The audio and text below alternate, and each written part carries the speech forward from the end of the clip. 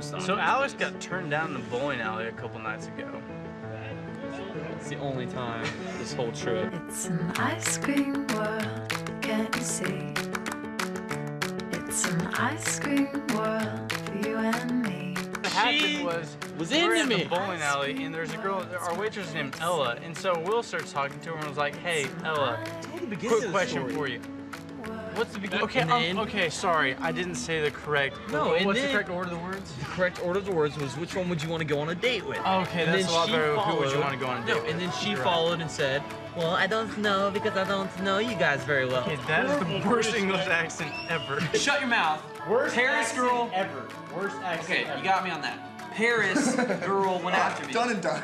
While we were there, I felt like everyone had the nicest cars, nicest stuff on, the coolest necklaces. I felt like I was being judged for wearing smelly clothes. Hey, at least we got to see the Eiffel Tower. Dude, you remember when we went up the Eiffel Tower? No, we didn't. We didn't do anything. Because it cost money. You're a makeup artist. Yes, I am. So? People really care about the way they look and what they wear. That was your question. It's a fashion capital, you know. And it's just what you represent is the way, I don't know, is the way you take care of yourself, actually. And I think that clothes, it actually reflects who you are. Yeah, I think it was just important. It's how people judge you. You know, the first impression is something that counts, whether that be good or bad. So yesterday we had a little weird God incident happen. We were getting out of the metro and we were like, man, we need to go do some kind of talk about materialism.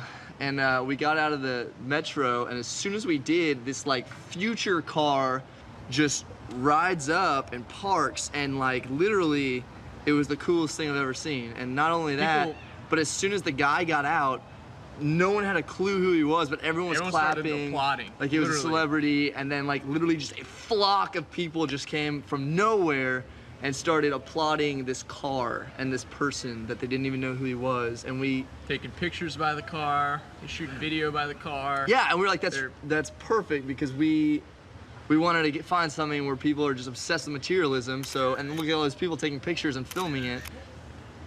And then we kick ourselves because we ran over to it and we were filming it and Matt was taking pictures of it. So perfect for materialism, because we are just as crazy about these stupid worldly things as everybody else.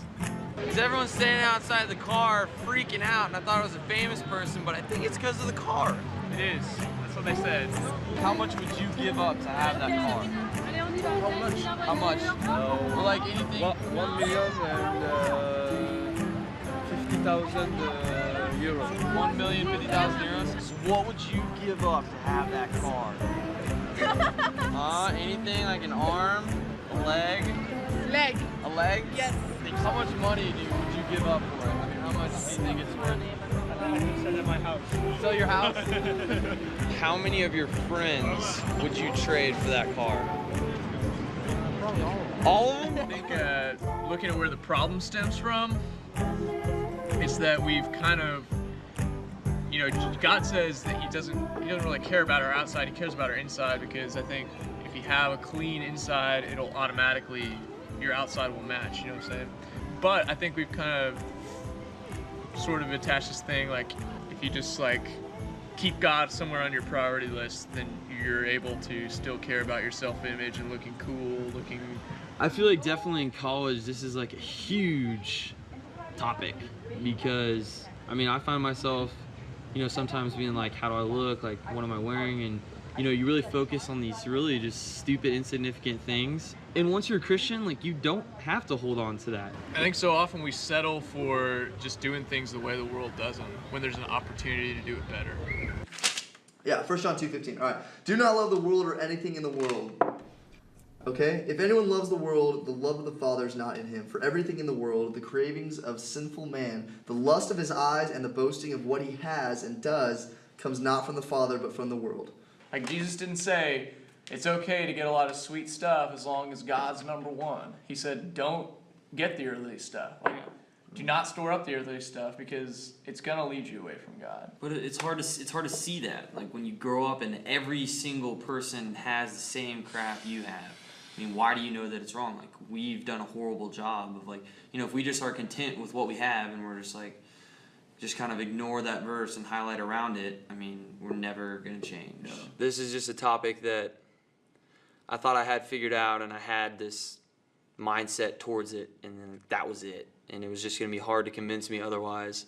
And it's so hard because I grew up in Highland Park when everyone has everything and everyone's a Christian. So it's like, this has never processed in my mind because everyone I go to church with rolls up in nice cars. And I'm not saying that that's bad. I'm just saying that it confused me because the Christian influence in my life was successful people that loved God, that had nice things. So that shaped the way I viewed materialism. I loved having stuff. I have tons of stuff. And I couldn't grasp my mind around the fact that maybe we're not supposed to have all these things for us. Like, maybe we're not supposed to have. That's what made it so hard for me to just open my mind and allow my heart to change. Like, to allow myself to, gosh, because I feel like now there's no excuse anymore. Like, the argument's won on the other side. Like, I don't think it's smart to waste money on stupid crap that you know is not going to last. I mean, I'm not saying I'm not going to struggle with that, and that's not going to be something I need to be held accountable with, but it's something that I feel like the answer is simple, but it just took forever for me to even be willing to change at all. This morning, we went 8 miles out of the way to deliver and drop off Matt's love letter. Our thing is, we try to see who he's writing them to secretly at night. We got this one. This love saga will continue, and we'll keep updating you on the ones we think he's writing to.